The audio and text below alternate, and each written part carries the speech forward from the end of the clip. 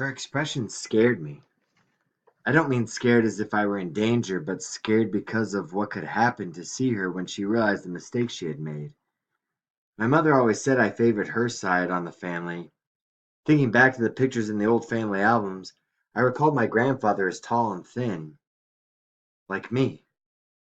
But the resemblance ended there. He was 35 when he died, almost 40 years ago, and he wore a mustache. I brought my hand to my face. I also wore a mustache now, of course.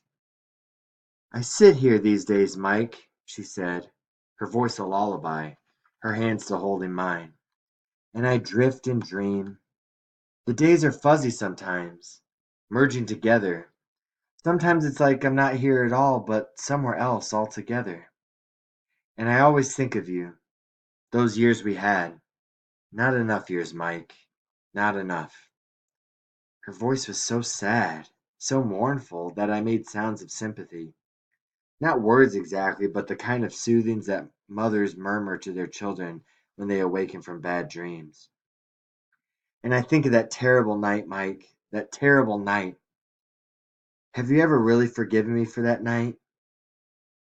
Listen, I began. I wanted to say, Nana, this is Mike, your grandson, not Mike, your husband.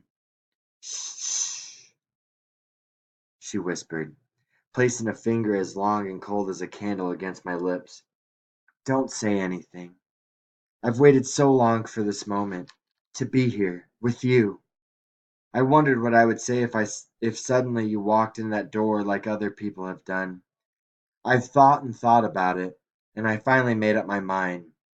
I'd ask you to forgive me. I was too proud to ask before. Her fingers tried to mask her face. But I'm not proud anymore, Mike.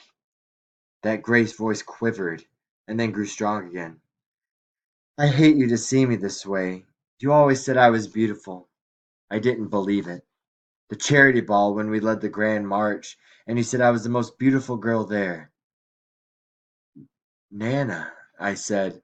I couldn't keep up the pretense any longer, adding one more burden to my load of guilt, leading her on this way, playing a pathetic game of make believe with an old woman clinging to memories. She didn't seem to hear me. But that other night, Mike, the terrible one, the terrible accusations I made, even Ellie woke up and began to cry. I went to her and rocked her in my arms, and you came into the room and said I was wrong. You were whispering, an awful whisper, not wanting to upset little Ellie, but wanting to make me see the truth, and I didn't. I didn't answer you, Mike. I was too proud. I've even forgotten the name of the girl. I sit here wondering now. Was it Laura or Evelyn? I can't remember.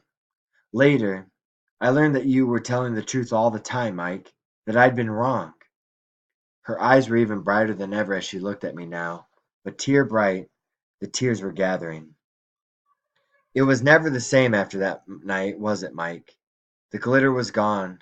From you, from us, and then the accident. And I never had the chance to ask you to forgive me.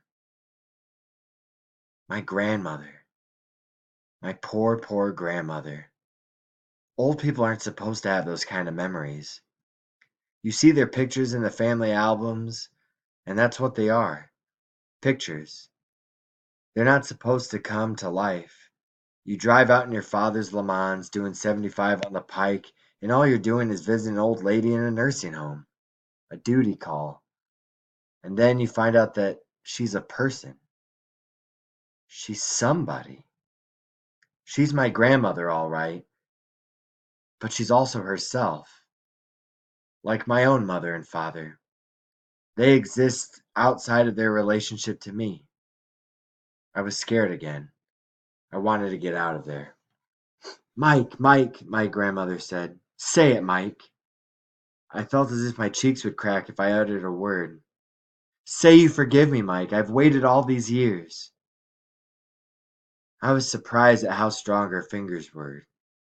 Say, I forgive you, Meg. I said it.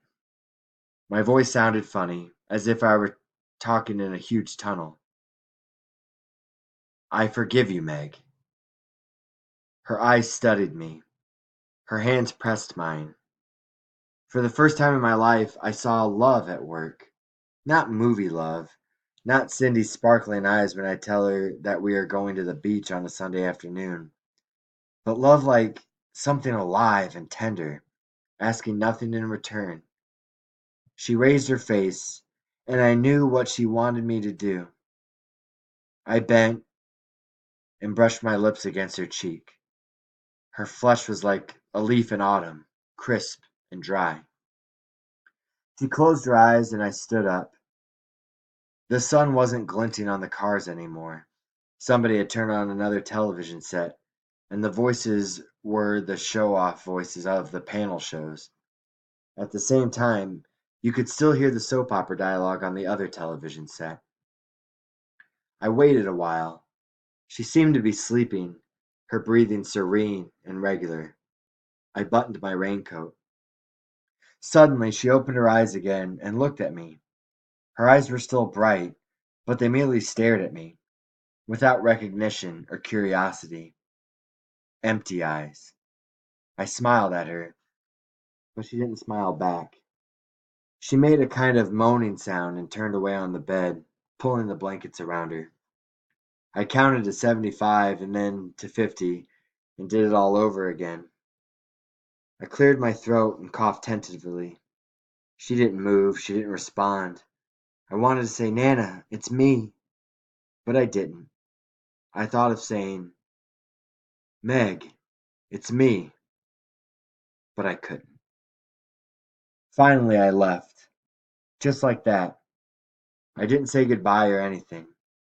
I stalked through the corridors, looking neither to the right nor the left, not caring whether that old man with the wheelchair ran me down or not. On the Southwest Turnpike, I did 75. No, 80, most of the way. I turned the radio up as loud as it could go. Rock music. Anything to fill the air. When I got home, my mother was vacuuming the living room rug.